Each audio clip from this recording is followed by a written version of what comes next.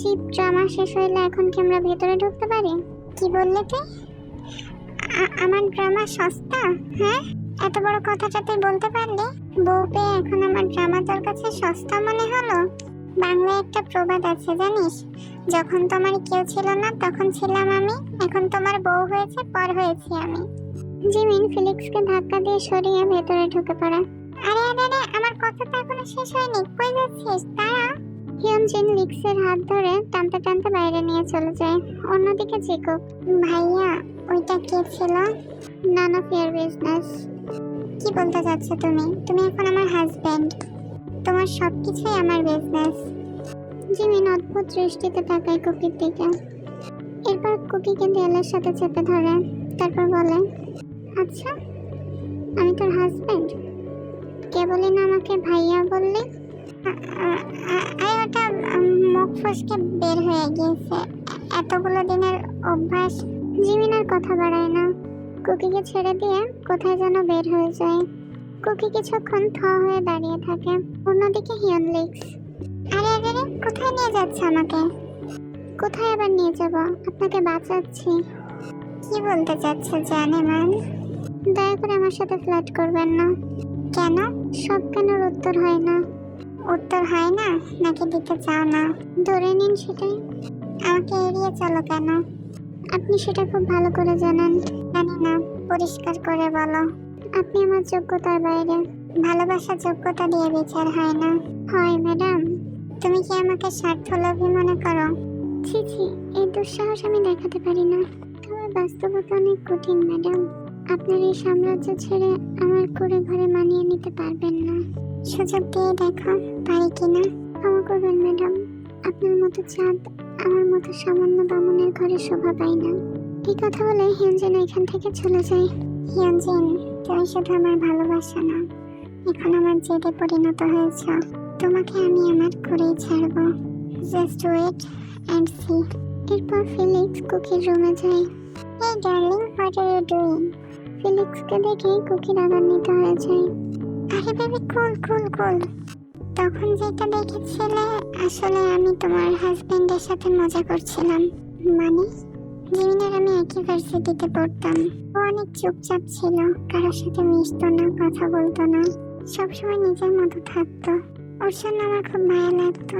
অপরিচিত একটা দেশে পরিবার পরিজন বন্ধু বান্ধব সবাইকে ফেলে এসে মানিয়ে নিতে হয়, নতুন করে আবার সবকিছু শুরু করতে হয়। তবে ও সে চেষ্টা করেনি। জিনিসটা দেখে আমার খুব খারাপ লাগতো, তাই আমি নিজেই ওকে অ্যাপ্রোচ করি। এরপর ধীরে ধীরে আমাদের মধ্যে বন্ধুত্ব হয় এবং একটা সময় আমরা দুজন বেস্ট ফ্রেন্ড হয়ে যাই। তোমাদের বিষয়ে আমি সবকিছু জানি, স্পেশালি তোমার বিষয়ে। বাই দ্য ওয়ে, আমাকে নিয়ে ইনসিকিউরিটি ফিল করার কিছু নেই। আমরা দুজন ভাই বোনের মতো। শোনো, তোমাকে একটা সিক্রেট বলি। হিয়নজিনকে চেনো? হ্যাঁ চিনি, জিমিনের সাথে থাকে সবসময়। আমি ওকে ভালোবাসি, তবে বেটা অ্যাকসেপ্ট করছে না আমাকে। কি যে করি, বিরাট প্যারায় আছে। বাহ, আপনিও চলে আসেন? কি কপাল আমাদের। কোথায় ওরা আমাদের পিছে ঘুরবে, তা না আমাদেরকে ওদের পিছনে ঘুরতে হচ্ছে। কি বলতো, আমাদের দিনটাই খারাপ চলছে। ব্যাপার না, এক মাঘে শীত যায় না, দিন আমাদেরও আসবে। নাকে দড়ি দিয়ে ঘোরাবো বেটাদের। এরপর আর কি, সারাদিন দুজন গসিপ করলো ওদের নিয়ে। এই ভিন্ন শহরে জিমিনের মতোই কুকিও একাকিত্বের সঙ্গী হলো ফিলিক্স। অন্যদিকে জিমিন আর হিয়নজিন। কোনো খবর পেয়েছ? না বস, ওরা অনেক চালাক। বারবার এত প্ল্যান করছি, সব বৃথা যাচ্ছে। কতদিন আর পালাবে? আজ হোক বা কাল, ধরা তো দিতেই হবে। রাত বাজে 10টা। এতক্ষণে ফিলিক্স নিজের বাসায় চলে গিয়েছে। তখনই জিমিন আসে। এসেছো তুমি? কখন থেকে তোমার জন্য ওয়েট করছি। চলো ডিনার করে নি। আমি খেয়ে এসেছি। এই কথা বলে জিমিন ফ্রেশ হতে যায়। কুকির মনটা খারাপ হয়ে যায়, তবে সেও কিছু বলে না, ফ্রেশ হয়ে শুয়ে পড়ে। জিমিন ফ্রেশ হয়ে এসে দেখে কুকি শুয়ে আছেন। সে বুঝতে পারে কুকি অভিমান করেছে, তবে এখন জিমিনের কিছুই করার নেই। তুই এই খাটে কেন? পাশের রুমে গিয়ে ঘুমা, আমি কারোর সাথে বেড শেয়ার করতে পারবো না।